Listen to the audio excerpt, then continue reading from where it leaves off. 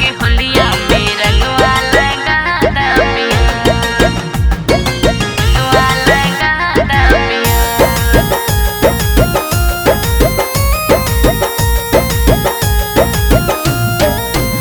आइल फागुन के बहार झूम गौआ जवार, रोज रंग लेके दौड़े हमर लहुरा देवार। हमरे मनवा के ललसा पुरा दा पिया, हो पुरा दा पिया।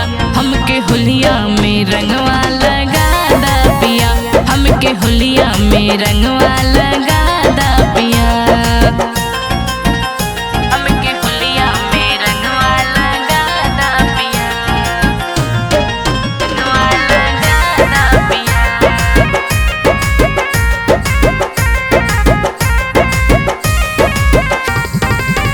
बड़ा मन करे पिया खेले के रंगवा, खेल के रंगवा हो खेले के रंगवा। जब जब आव पिया फागुन महीनवा, फागुन महीनवा हो फागुन महीनवा।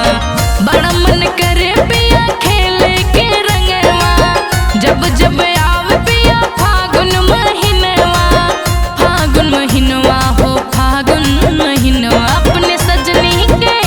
अपने सजनी के मनसा पुरा दा पिया, हो पुरा दा पिया। हमके होलिया में रंगवा लगा दा पिया, हमके होलिया में रंगवा लगा दा पिया। हमके होलिया में रंगवा लगा दा पिया, रंगवा लगा दा पिया।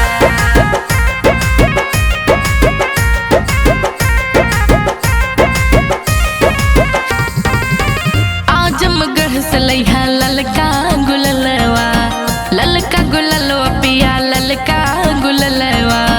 लह लह रंगव पिया तोहरो हम गलवा, तोहरो हम गलवा पिया, तोहरो हम गलवा।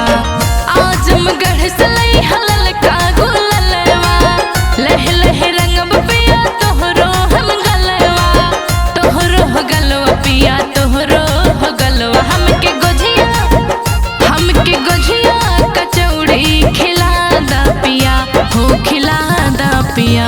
हमके होलिया में रंगवा लगा दा पिया, हमके होलिया में रंगवा